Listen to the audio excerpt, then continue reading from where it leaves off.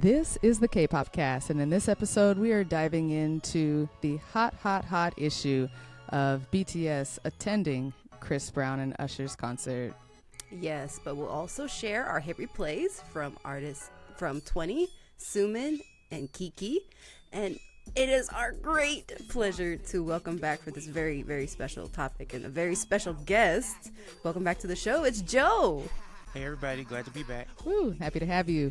Before we dive in, don't forget to join the K-Pop Cast listener fam on Slack. You can talk to me, PD Nin, Joe, and many more fun peeps on that Slack channel. And help chip in for the show's costs. Links to all of that in the episode description. Special thanks to Benny, founder of Cable Entertainment, for your recent contribution.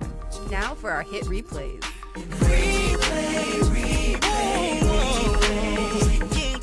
I'm your host, Stephanie. I'm Joe.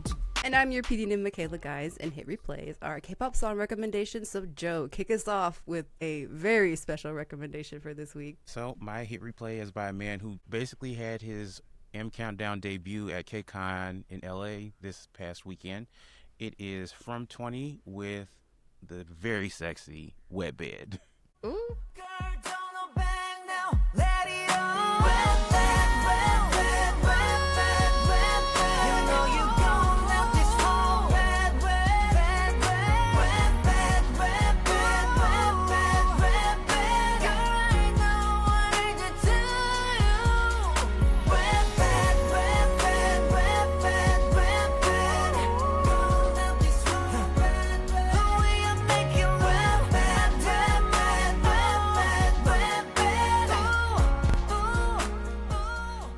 Wet Bed, I picked it for my hit replay. Well, first of all, From 20 is the founder of the independent K-pop label Way Better, which he founded in 2021 with his longtime collaborator Hello Gloom. It's in keeping with the overall theme of Rated R, which is this sexy, masculine, urban pop early 2000s sound, yet in true From 20 fashion, he makes it an inclusive space, right? What do you mean by that? Inclusive of what? So like in Big Boy and even in his fan interactions, he is very much, and we've talked about this in the podcast Slack for about 2-3 years on our designated Way Better From 20 thirst thread. Right. The K-pop cast Slack is basically like a From 20 Hello Gloom fan account homepage. Shout out to Eric. My brother in thirst. So like Big Boy and a lot of his past more recent work has been very acknowledging of first the Korean LGBT community. Both him and Hello Gloom have been collaborating with artists from the Seoul LGBT collectives. And then they've also expanded that to the global fan base. So like specifically with his viral hit, Big Boy, that got him to make his first Korean music show debut. It's very inclusive. Like he has the line, the gay boys love me and I like that, which for K-pop, and I'd even say for like global pop, that's a table shaker of a line. But back to Wet Bed. The main reason why I picked this song is it, in true early 2000s R&B fashion, it opens up very sexy, right? Like we got the whispering in the beginning, and also like in the first two lines, he tells us what he's doing basically, because this whole album is in English. First two lines is basically, I'm hitting it from the back. So, oh my gosh. And then he hits all the key factors of early 2000s and 90s R&B. But I think the thing that really gets me is like he has this intermission section where he talks to the woman on the other end of this. And then like, where he talks in that low whispering, like that, hey boy, hey girl I was just moment. Telling somebody we need to go back to that. We need monologues in the R&B in the middle. And we need that. Then he goes into the quote unquote climax of the R&B song, which is true 80s, 90s good loving music that I love when I can get it in American soul and R&B, because like that's kind of where it comes from. But I love it when K-pop artists are not afraid to go past that boundary of being, you're so cute, I'm so cute, we'll be cute together. I want more, especially like in this era where we're talking about Asian men and masculinity. I want more Asian men in music in a positive way. Make that disclaimer. Tell us how you gonna put us through the mattress. Thank you. That's all. Hey, that is all. Drop the mic. I think all of us agree. All of us agree with that request, suggestion, demand. Thank you, Joe, for highlighting this artist and this song. I think I'm up next with someone else in R&B doing it right. It is Sumin with Season for Two.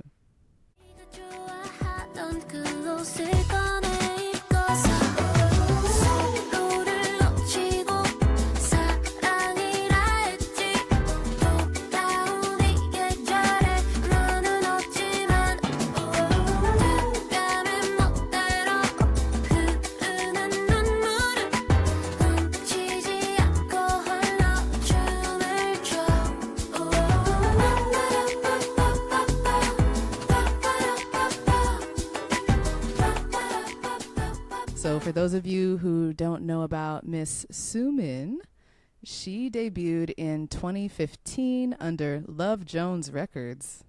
That should tell you something. Right. Hitting us with nothing but smooth R&B. Sumin is a talented vocalist as well as producer, producing songs for many artists we know and love, including BTS, Red Velvet, Taemin, IU. She is known as one of the pioneers for a genre known as Neo K-pop, a play off of Neo Soul. Understated. And if you've been listening to the show, you know that's right up my alley. And so Season for Two is the first track off of her brand new album, Dinner Mode. I really encourage y'all to check out the whole album. Right. Thank you, Stephanie. Because I hadn't checked out the whole album yet. Because I had just seen the title track for the album, plus 82.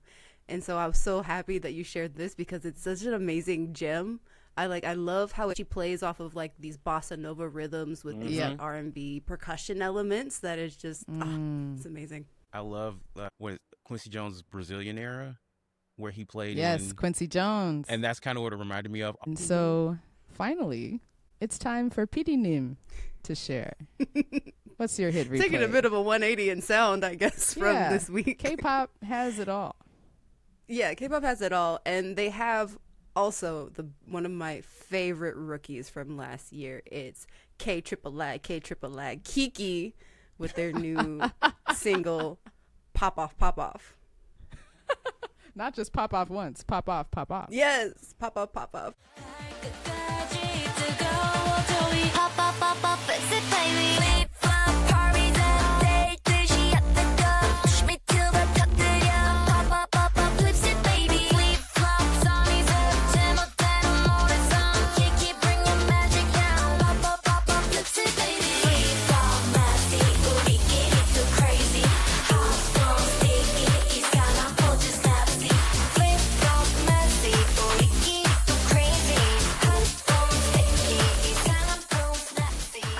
I could go on and about Kiki, but they are one of my favorite rookies from last year.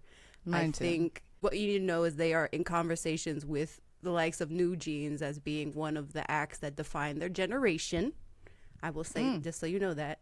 But this song for me, I think, it's the electro pop. It's like going back to the late aughts, early 10s, like sounds from like Kesha and... That's the first thing I thought of, Kesha. Right. What did she call it back then? Trash pop is, if I remember what. Trash pop? Oh, yeah. And originally called it. Uh-huh. Yeah, and which Kiki does so well. Like they're really able to like they've carved this lane for themselves with this kind of like these Y2K visuals, but then also they're doing the music so well. Like nothing about Kiki feels like they're like AI slopping their way through it. It all feels very intentional and it's all done very well. Been not necessarily following them as strongly, but 404, because y'all know 404, new era. I live for like that classic 90s house, early 2000s house sound, because of course I'm from Chicago, right? So initially perked my antennas up. They're fun and cute, which I love because we're kind of lacking on fun and cute. Everybody Right. want to be a girl boss right now. Right. Everyone want to hit them where it hurts. Right. Espa. Yeah. Like they are committed to the Y2K image. Like in the music video, it felt nostalgic for those of us who grew up in that area. For those of us who grew up in that era, to see the like early internet social website graphics. Reminder though that the youngest member in Kiki was born in 2010, so this was You didn't have to remind us that. You honestly didn't. Yeah. So this is also music that they might have grown up on technically in their later years. So for them, it's like ancient history. Kindergarten, preschool. You Oh know? gosh. Wow. Anyway, Good to know. I think it's time to talk about our main topic. Let's get into it, right? Yep. All right. So, hot issue of the day. We had to get on here and talk about this. So, unfortunately, BTS, who we've been like big fans of on the show, many of us went to the concert, the Arirang tour, and other shows of theirs. BTS is in very hot water with some fans for having attended the Chris Brown and Usher concert in Toronto just a few days ago. And, not only attending, but going backstage with Chris Brown, taking photos, tagging him. So like a very intentional, like, hey, we're here and we met him and we're fans of his. Maybe you want to work with him, like sending that kind of message. It was such a switch up because at the beginning of the month, we had Suga and RM taking a picture with Nas. And it was like a great moment for the culture. And then now we've had the end of the month, this photo kind of changing it up. Yeah. I want to be careful, like, as we go into this to just, like, be very clear that the community around the world is very divided on this, including the Black community, including the Black R&B and hip-hop community. Pretty divided. There's not an overwhelming majority on either side of this. And in fact, I just saw on the news, Usher and Chris Brown's tour just announced like 8 new concert dates because of overwhelming demand. The tour is sold out. A lot of people are loving it. Yep. And so I just want to like make that clear. Yeah, just for context, for people who don't know, the R&B tour or the Chris Brown and Usher tour is a stadium tour across the United States and Canada, multiple, and like what is it, almost over 50 stops across the country. So it's and like totally before like K-pop fans try to do, like, let's be real, this is Usher and Chris Brown before y'all. Because like when it comes to these types of cases, a lot of K-pop fans like saying that like hip hop and R&B is using that they're using BTS for clout or something, or and like the problem with one of the problems is like if you're those that have a conscience about society, right? If you were one of the people that have stopped listening to him and you like just it's kind of, I don't even want to say it's so, it's disappointing how many people like said, you know what, whatever. It's like, who was it? I think Dominique Morgan, shout out to Auntie, on TikTok. She called this the He-Man Woman Haters Tour. Dang. Because it's like, well, this is... Yeah.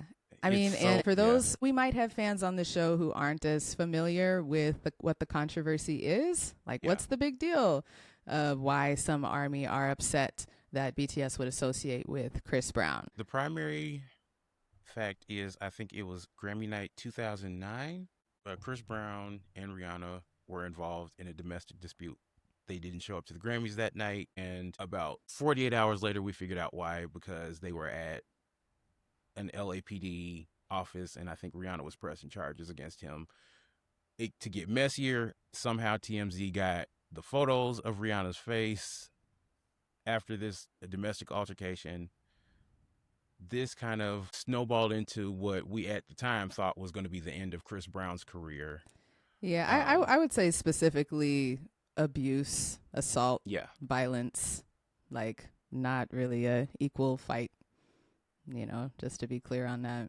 That was a It's a moment that rocked the R&B, hip hop, where the music and pop and entertainment world. It's just been a continuation. Like, he has apologized, so to speak, after that one initially, yes. But then there's kind of been a continued pattern of, with his partners or the women that he is seeing, of, because I think one of his ex-girlfriends, Karuchi Tran, Mm-hmm. he like was pretty much blatantly stalking her. She filed a protection order against him, and he was basically going up to her in public, like, what you gonna do? So, like, there's a laundry list and a half of reasons for BTS and K-pop fans to be concerned about their favorite idols who, go out for social change, either collaborating or supporting a man who is one of several in the hip hop and R&B industry that seem to love abusing and dehumanizing Black women. Just saw today, I didn't even know this, but Chris Brown apparently contributed to the fundraising efforts for Tory Lanez's legal fees after Tory Lanez shot Meg the Stallion. Yep. Tory Lanez said that, the only real friend I had was Chris Brown, who stuck up for me. And so does that sound like remorse? Does that sound like a changed man who regrets his actions? Not really. Chris Brown also violated the restraining order that Rihanna had against him. Just this past month, July 2026, he pleaded guilty in the London court for charges of violence, attacking someone in London. Just want to set the stage here for why some observers might be upset at seeing BTS associate with him. The community's divided, though. Despite these incidents, it does appear that within the American music industry, Chris Brown has been uplifted. Right. In the past few years. I've especially noticed like more and more popular artists collaborating with him, like almost in an effort to gather around him and like lift him up. Just on this tour alone, production features Mario, Eric Bellinger, Tank, who go on stage and sing during the show. Surprise guests performing at the concert include 50 Cent, Mary J. Blige, Fat Joe, Jadakiss, Ashanti, Method Man. Folks that are, like I said, really popular, beloved in the Black community and the music community. Kehlani, known for her fierce queer advocacy and Palestine advocacy, features him on her album. And so it seems like there is a concerted effort to rehabilitate his reputation and have him be kind of back on top of things. Although K-pop fans, from a K-pop fan's perspective, his reputation has never necessarily needed to be rehabilitated. You can say consistently, right, in K-pop, he, like Tinashe, has always been a foundational artist that K-pop has been pulling from Jump, from his debut. And so especially second gen and third gen have always talked about his influence on their careers and their artistry. So I can think of so many early BTS Bangtan bombs where like the members are talking about Chris Brown. And I remember initially seeing those moments and being uncomfortable with it. But I feel like this is more of a shock to newer fans who don't know that his influence on the K-pop industry, and don't know that this influence on BTS specifically has been from the jump. Ooh. And to piggyback off of Michaela's point, in the way that K-pop references Chris Brown, there's kind of this sphere of influence around Chris Brown and his music and his artistry, so to speak.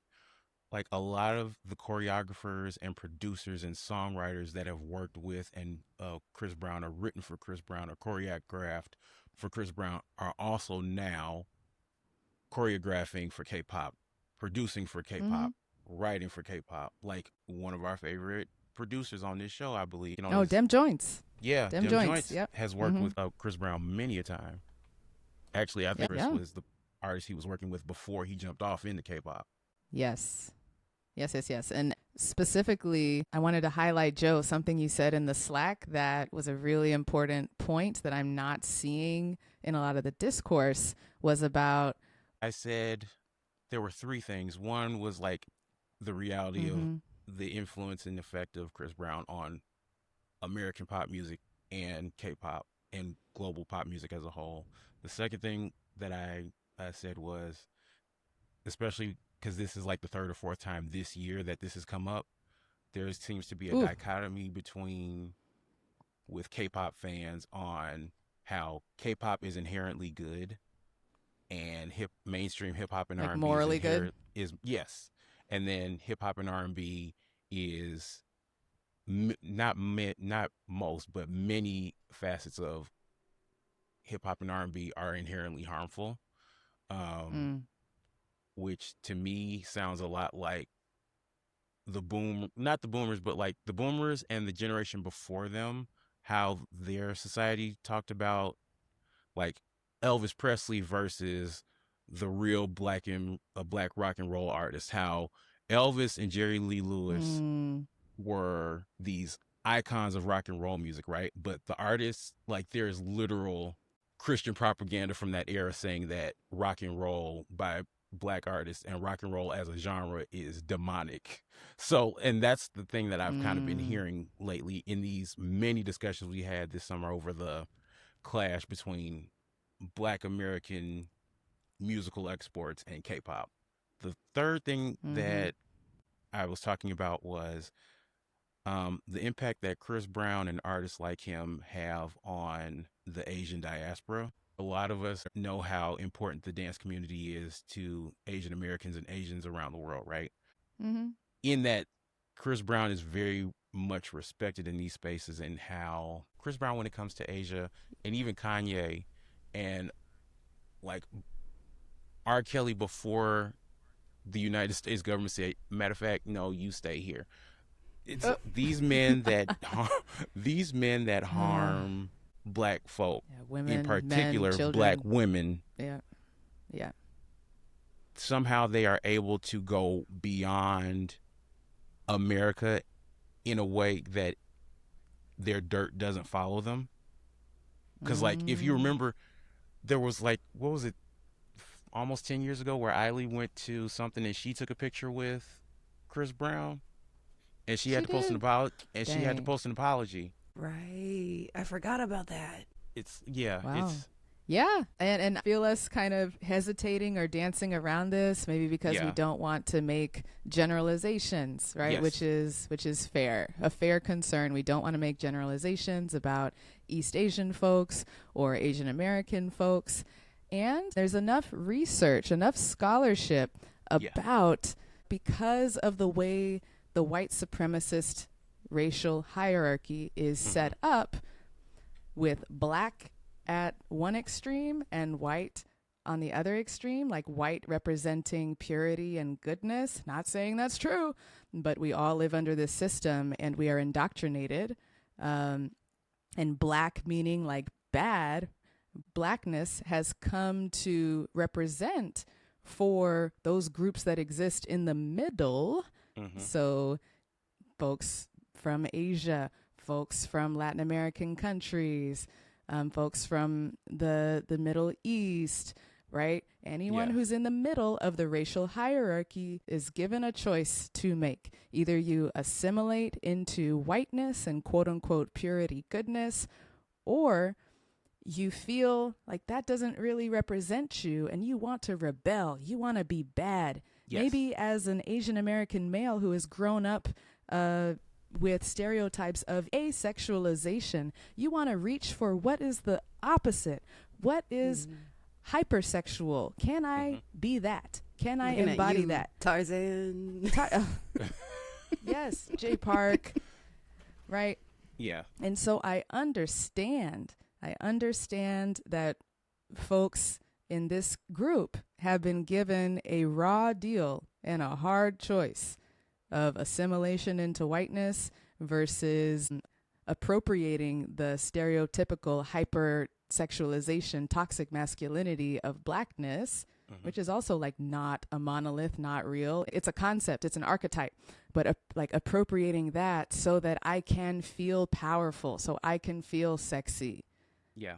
And that is like an understandable choice, although it has an impact. Yeah. Right. And It has an impact, and folks are still accountable, but we can understand how we got here when we look at systemic oppression. Yeah. I'm not going to list all of them, but I'm going to post a list of people who've made content in referring to this. Like RP Park posted a video essay called Remember Who You Are, Asian Boy, or Remember Who You Are, Korean Boy, where he talks about this. Korean boy. Yes. Yeah. And where he talks about how Asian men and Asian American men have, in an effort to, like Stephanie said, rebel against the emasculinized portrait of Asian men that white supremacy gives us. Model minority. They glom onto this aggressive, like, for lack of a better term, I'm going to revert back to colloquial, the toxic hood nigga. Yeah. That's like they as a way to Yeah. prop up their own sense of self and masculinity. Yep. And then like, I think he's talked about it. Sam B, Nathan Ramos Park, who's one of my faves on TikTok and Instagram, Jane Lee Music, Dr. Gia. They have all made content about this. And Big Thigh the Science Guy, who is located here in Chicago, I found out, but he's also a thinker as well as a K-pop fan, where he talks about how all these people have talked about how the K-pop industry has, maybe unsuspectingly, maybe not, because a lot of the people architects behind K-pop were educated in the United States, but how they unsuspectingly monetize the way that Asian men attach themselves to Black American masculinity or Latino American masculinity, because, you know, Black and Latinos do have a hand in creating what we know today as hip hop. So like, it's very nuanced, and like, it sounds K-pop. I just want to underscore what you said right there, that the K-pop industry has successfully monetized the phenomenon of how Asian men clothe themselves in toxic Black masculinity tropes to affirm their own masculinity under the backdrop of emasculation and asexualization. With that as the backdrop and maybe the impetus driving this, K-pop industry has successfully monetized this loop, this phenomenon. Yeah. And so somebody said All Day Project, Tarzan. What's the latest with them? What happened this weekend? Well, KCON was this weekend. Stephanie, if you didn't know, and All Day Project, they performed on Sunday. And many people noticed a very different, muted, less lighted reaction from the crowd and in Los Angeles from them. People were turning their light sticks off. Yes, people were turning their light sticks off. There was a very visual lights off reaction to All Day Project performing at KCON comparatively to all of the other artists that had performed that night. Oop. And why is that? Because of, well, I mean, there are a few controversies around All Day Project, but I think we won't get into all of them. But specifically, I think with the member Tarzan and his portrayal of all the things that we've talked about, his adoption of Black masculinity in his hair, in his grills, in his everything, really. In interviews. His whole artist persona. In contrast to what we know he comes from, is one of the reasons why we think that specifically the Los Angeles, or at least the U.S. fans, have not been so receptive to All Day Project in comparison to the massive amount of popularity they have in Korea. Yeah. Which goes back to what we were saying about how like even though those of us in the West who know that that is wrong, fans in Asia, like, they look, it seems like the tracks that went really hard to portray Blackness or would emulate Blackness in almost or not almost, in a completely offensive way, those tracks A really popped caricature. off. Oh, wait. Yeah, the caricature tracks have really been popping off in Korea lately, which is concerning. Yep. I mean, It's so important for us to understand here that even though these K-pop idols like live and breathe black music styles and dance techniques, and they regurgitate it back to us in performance, that Yeah. does not mean they have black friends or spend serious time in the black community talking in depth with black people. And before y'all come, okay, not y'all, I'm talking to the camera. Before y'all come out with examples of, well, Cordis worked with Juicy J and BTS did American Hustle Life, and Oh, I so yes, and like yes, there's a spectrum, there's layers to this and blah blah blah blah, but every one of those interactions was paid for by the Yep. company. Every endorsement is colored by colored. Every endorsement, every photo op of these K-pop idols with black producers, like these business deals, that's not the same as a genuine friendship or family or community connection. Like, get out of here. the way, especially when it comes to this conversation of like taking on tropes of black masculinity and presenting it to Asia or other parts of the world as your own, like even They Not Like Us, it's kind of like that Yeah. went over a bunch of people in Asia's head. Specifically, Yeah. unfortunately, he's a lightning rod for controversy at this point, but G-Dragon Yeah. taking They Not Like Us, and even the last one, DNA, Jay Park, when he was had that Yeah. quote unquote DNA remix, Yep. and it was like thugged out hood nigga looking Asians Yeah. talking about these things that make them properly Korean. I'm just like, I see a Sure. bunch of niggas, but I don't see no Koreans. To relay it back to BTS, Yeah. Come on back. Come on. to bring it back to BTS, it seems from like what we've been shown that y'all are close with Megan Thee Stallion. To me, it says a lot that y'all are this giddy about taking pictures, and they're not the only ones taking pictures and supporting these dudes that have basically conspired to make her life miserable the past 4 or 5 years. Like one of the members of Jay Park's group Longshot got in trouble because he was a big Tory Lanez fan, and the American Longshot fans and the Canadian Longshot fans didn't necessarily like that. So like, it's like one thing to say that you love the culture, but also, unfortunately, loving the culture and loving and supporting and protecting black women is unfortunately a different thing. Because apparently, and sadly, it's a risk to do that. Sadly, it is punished business-wise to take a stand like that. And yeah, what just keeps coming through for me is that, of course, I don't know BTS personally, but I can't help but think that from their mindset, like they're kind of following our lead. They're observing the surface level of what is happening in the hip hop community. And they see, it seems like everybody is rallying around Chris Brown, that he is forgiven. It seems that way. It really does.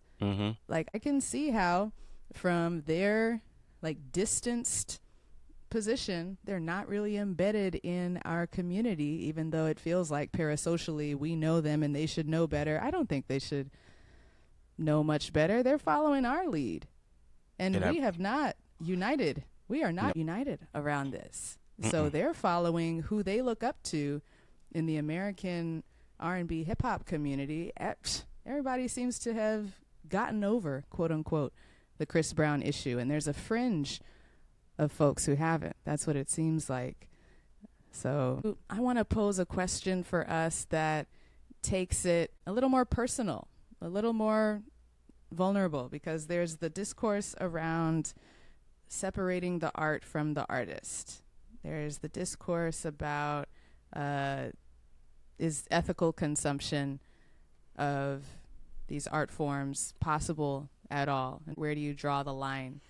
And I'm landing on like each of us having a personal line of how much of our values we're willing to compromise in our consumption choices, in our media, what artists we support, and how much. I think that each of us is personally navigating that line. And, I'll just start.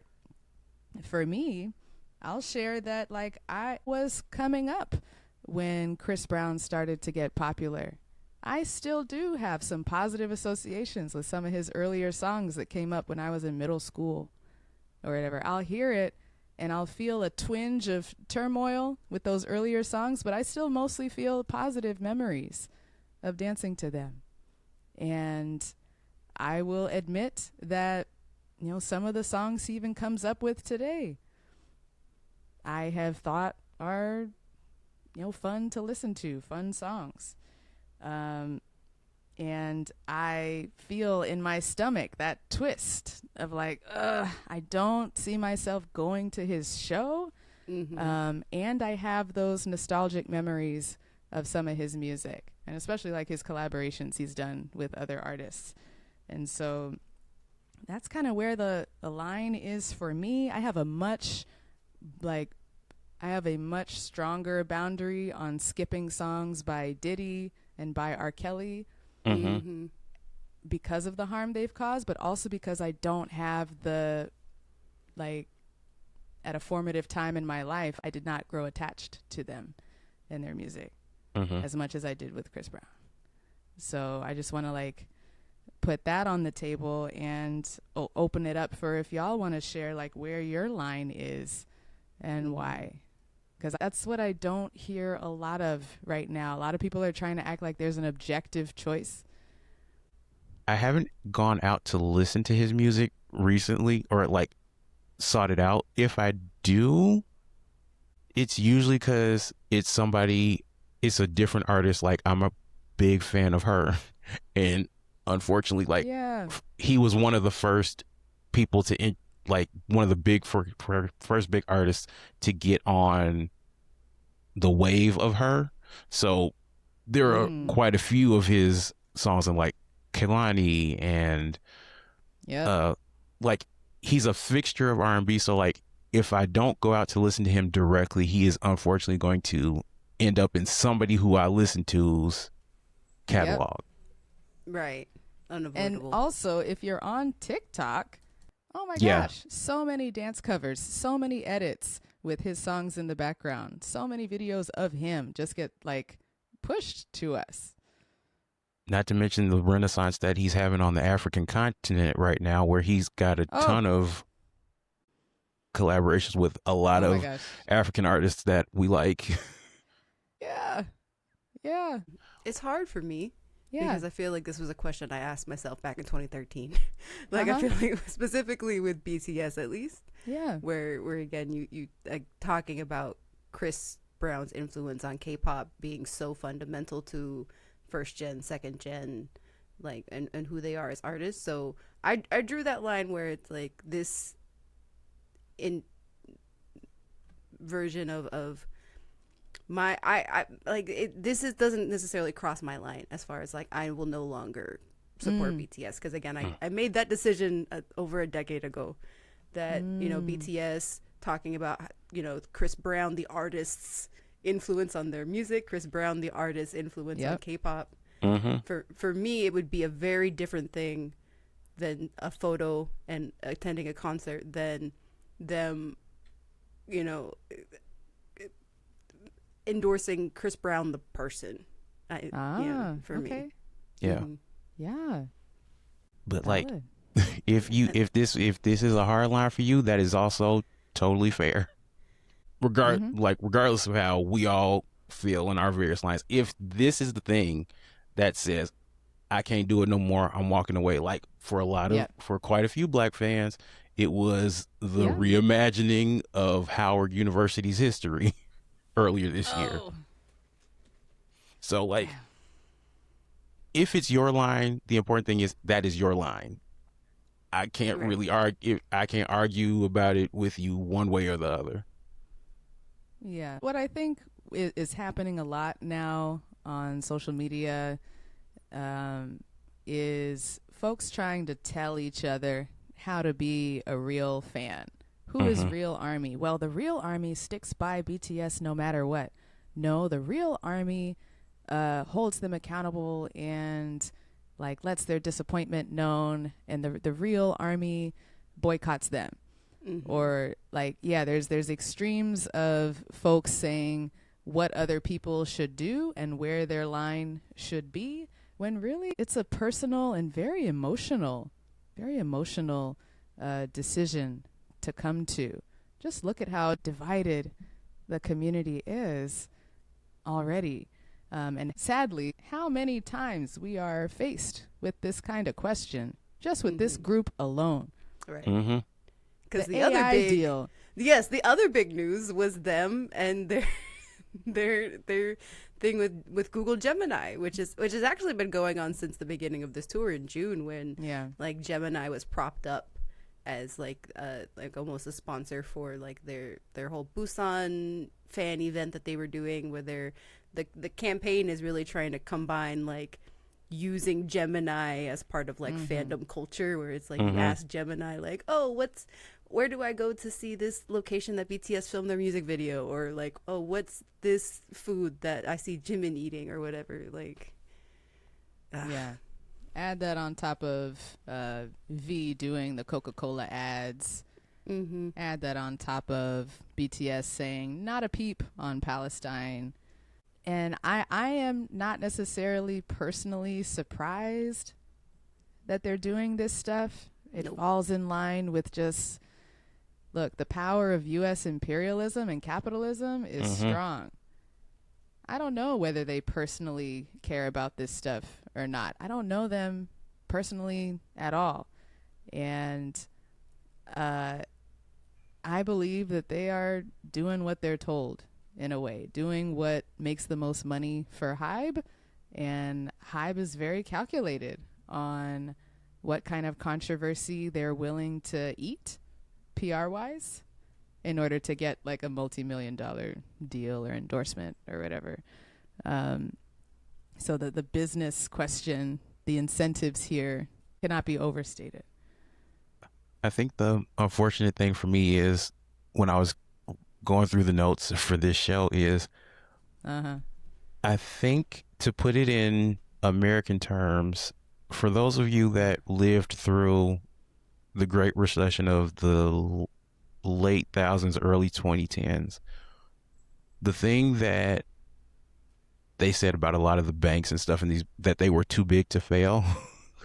That's kind of how I view BTS at this point. They're too big, like how like Chase is too big to go under. I think BTS and to a certain extent Hybe are too big to fail, so that's kind of why they keep eating away at certain things and making certain decisions for the group and testing the waters. Unfortunately, I mean, it for turns those out of us Chris that Brown is too big to fail.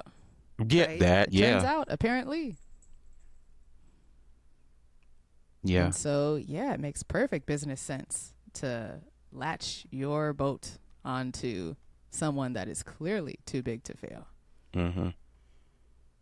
Dang. That brings us around to a really central question here, which is when we invest our heart into a music artist, into a celebrity, what do they owe us? Like, morally. On one side, I can see some folks saying, like, they're not accountable to us. They are free will human beings who can do whatever they want. And we can't tell them nothing. We should not be policing them, controlling them. I'm like, first of all, we're not policing. We're random strangers on the internet writing. We are not police. First of all. But yeah, I'm seeing that argument a lot. Don't tell them what to do. You just because you're a fan, you don't own them. And then there's the other side, which is like, yo, we make BTS who they are. They should answer to us. Not as much in K-pop because at least I'd like to believe I don't invest that heavily into K-pop morally. Like to believe. But so That part. related to my all-time artist, which is Beyonce. Like, for those of us that believe in the aim of social justice, for those of us that believe that social justice is worthwhile, and for those of us that also think that potentially that socialism is the way that we can survive the coming years, right? If you're a Beyonce fan, it's been difficult because it's very much as much as I love Mother Down. Everybody knows this about me, but at the same time, it's right. The excellence that is Beyonce is buttoned up against the me that believes in the me that in 2026 that no longer believes that black capitalism is going to save us. It sure as hell won't. Because that's the other thing about this whole conversation with them. Like a lot of the people that rallied around black men that do wrong in the black community in hip hop, R&B, gospel music. Yeah. They all tend to be from a certain economic background, or they seem to be reaching for a certain economic background, right? It's a bunch of it's like, I've got mine, so now I'm going to make these decisions and say these things that technically turn my back on the community, right? And like some people try to blame Jay-Z, and it's just like, is it as much Jay-Z's fault as like making decisions to like accumulate more wealth? Like at some point you have to decide and like to put the black capitalism messaging with, which has become very big like in the last 10-15 years, pairing that with black excellence and black resilience, things that we draw on in times where it's rough, like right now, but also putting behind it, get you a LLC, bruh, and all your troubles will be over. Oh my gosh, not the LLC, bros.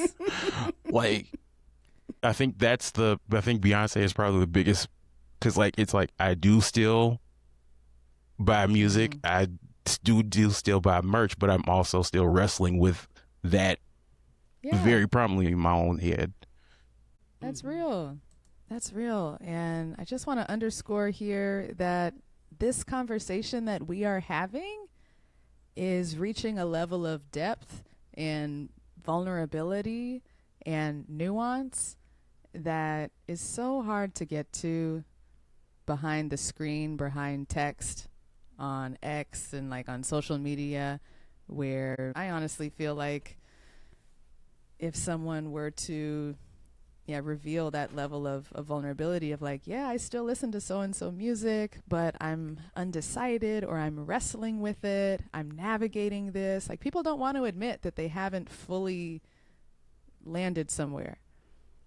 And that's actually a tenet of white supremacy culture, that we're all convinced that we need to have it figured out. We need to have a stance. We need to not be in motion or undecided or have something that we're not proud of that we do. Oh, we all have to fake like we're perfect. And like if this incident proves otherwise about BTS and about all of us, for sure. I don't want to feel like I've taken this conversation in such a different direction, but I did want to go back to Too Big to Fail. I feel like this situation also, if you are somebody who says that BTS isn't K-pop, I think this proves that they are. In the sense that I was trying to think of a comparison of like if BTS takes pictures with, Chris Brown, maybe we don't see it necessarily as a type of incident that's going to destroy their careers. But what if they had taken a picture with somebody like Seungri? What if they had taken a picture like somebody like Taeil or Jungji or any of the Burning Sun fellas? Let's go. Right. I feel like that's when it hits closer to home. when it hits Mm-hmm. closer to Korea Mm-hmm. and what Korean fans and Korean public would have viewed the situation, I think that's when it really, when I think those kinds of situations would have been more of effective. But it happened to, it was an American dude, so it Yeah. Mm-hmm. That's not real. mm-hmm. That's Americans over there. are these fun, movie characters over there. We don't have to actually like wrestle with that stuff. But that is such a great point. Yeah. That Korea is wrestling with their own demons of Mm-hmm. this exact nature. This exact nature. They know this issue intimately. Yep. So some video clips are coming out of BTS's latest concert in Arlington, Virginia, I believe. Mm-hmm. And some folks are interpreting the clips to show that J-Hope is not smiling as much, that he was maybe on the verge of tears, that RM seemed not happy as well. Some folks are saying the performance was lackluster. They didn't do many extras. They just kind of did the bare minimum of performing the tracks and leaving. The special song selection was Permission to Dance. We don't need permission to dance. Some folks are saying they throw in shade that we don't need your permission to go to the Chris Brown concert. And highlighted on the Jumbotron was a fan sign saying, "You don't have to say you're sorry." Yeah, that kind of complicates things, right? Mm-hmm. Mm-hmm. We might as fans sometimes we might feel powerless, but I think sometimes they are listening. They are watching. They might have been surprised or caught off guard by some of ARMY's reaction and being disappointed. And they might be taking that to heart or processing it in their own way. I hope so. Mm-hmm. I hope that it was a case of them really not realizing that, the black community is really not over this. And I hope that that's the case and that they can make different decisions going forward. Mm-hmm. But I'm not holding my breath because money rules everything around me, right? Cream, get the money, dollar bills, y'all. Unfortunately. Yeah. Oh, Yeah. gosh. Money, and also what we just talked about, like, it's understandable that they're not as invested as deeply or feeling as tormented as black folks, especially black women in this country on this issue. It makes sense. Like, why would they be deeply impacted? They're just not. The part of me that wishes that they are actually taking in these critiques that they're hearing from around ARMY is, to me, outside of the Asian American community, the most people that I knew were ARMYs were black women. A lot of the big ARMYs, especially in my first days of K-pop, were black women who went up for BTS, right? Yeah. So, I'd say listen to that demographic of ARMY before you listen to anyone else. Like we said, this is wishful thinking, but Well, I'm hearing both sides, though, from black women. I am hearing some of the most vehement defense of Chris Brown himself from black women. he's had an overwhelming well of support since that happened, since Grammy night. And surprisingly, What it has is been that? black What women. is that? What and why is that? Well, yeah, to put y'all in a little bit of the family conversation. When Please. black men in media in America run into some mess, whether they are guilty or not, for a lot of us, because of the nature of the American media landscape, or the Western, I'll even say like the Western media landscape, the knee-jerk reaction is to stand behind this black man who is either being accused of or being, in our eyes at the time until more details come out, persecuted by the American legal system or the American police state. There is no one who shows more solidarity than black women for other Mhm. groups. There's And no it one. and unfortunately, like the past few years, we've been having this conversation between black men and black women of like, should I even bother anymore? Because we are coming up behind, like, Chris Brown is just one. Jonathan Majors is another. We're like Oh, men that are harmful, like men that do harm, and we're coming out to defend them, right? yeah, and the black women by their side. And it's way too big a topic to discuss here on the K-pop cast, but that's kind of where Nothing's too big. Nothing is too big for the K-pop cast. But like, or maybe for this episode specifically. Okay, yeah, we're running the over. knee-jerk, but the knee-jerk reaction behind, as with Seungri, as with Chris Brown, is this person that I love or care for in a fan perspective or in a cultural perspective in terms of black women that go up or fiercely defend Chris Brown or fiercely defend their insert K-pop idol here is, but more specifically with Chris Brown, it's protecting him from the white supremacist structure of the media landscape against the legal system and doing everything you can to let him know. Destroy the white supremacist system seeks to destroy and demonize black men and humble them every chance they get, like Jason Arde. Yeah, unfortunately. Right? Okay. For those of you who don't know, recently, really sadly, a black professor at Cambridge took his own life yesterday, I believe, after he was hounded by the British media with fake accusations of plagiarism. And whenever there's a black person who reaches levels of success, there's going to be a huge effort to humble and discredit them. So I think you're absolutely right, Joe, to bring that up.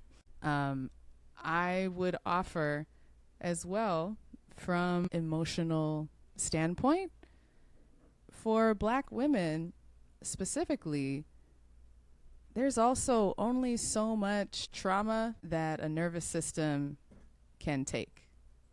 And what I mean by that is, at some point, some of us get to a point where I have to pick my battles, where I have to find joy where I can get it, where there's just so much going on that I don't have the time to be picking up the mantle, picking up the pitchfork against every man who has done harm, every black male music artist who has done harm. Folks talking about Al Green, James Brown. There's a long line. Even folks in the Black Panthers, even activists that are beloved. Like, it's so systemic. The threat of violence runs so deep that at a certain point, some of us might hit our limit of how much we can, feel that so intensely. And so we start to pick our battles. We start to prioritize other things for our health and well-being. And that's a tough one. That's a tough one to, like, point fingers at these folks and say you're making the wrong choice. I understand. Were we asking on one of our most famous K-pop cast episodes, one of our most viewed, most downloaded, was, is it possible to be an ethical J Park fan? Yes.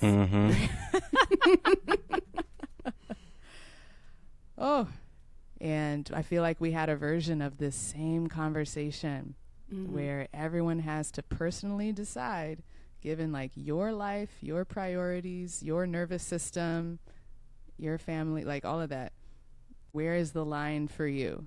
Where do you give yourself the grace to enjoy something that maybe you don't get many chances to? Where do you take a break from thinking about and feeling the weight of oppression and trauma? Where do you turn to if all of the music artists are like embroiled in scandal? These are not easy questions, especially for those of us in the black community, under the umbrella of white supremacy taking us down from all sides. And so, you know, if you are, in this case, a fan of BTS and you need to take that step away, you should do that for yourself. You know, obviously we here at the K-Pop Cast support that decision. Yeah. So if you need to take a step away, you know, you go do that for yourself. Just know that the K-Pop Cast will still be here when you come back if you decide to come back. and if you want to stay in the fandom and voice your disappointment, do that. Make your voice heard. Voice it. I do think that they are watching. I think that they listen. What the fans care about matters. And I believe that as grown adults, they can weigh different perspectives and different forces and make decisions for themselves within the little wiggle room they have in hiding. Yeah. They should know how we feel. Right. Yeah. And should we wrap up then? Yeah, I think it's about time. I think so. If you for the people who are on the socials making their voice heard, where can people hear your voices on this conversation? So, Joe, I'm going first, starting with you. As of right now, it's the same as it's always been. It's journalistic Joe on Instagram. I'm haven't posted as much recently, but if you want to talk about anything K-pop or music related, you can find me there and hit me in the DMs within reason. All right, you can find me on Instagram at stephanie.embodied. Yeah, check it. New name, guys. New name. Yep. Professional. And I will always be at PDNIM on the K-Pop Cast Slack. And again, like you said, we can find all of us on the K-Pop Cast Slack. And if you want to support the show, please consider donating to our Ko-fi, guys. Shout out to Lady Sansa and Ben from K-Ville. Thank you. Woo. Bye, everybody. See ya. Bye, everybody.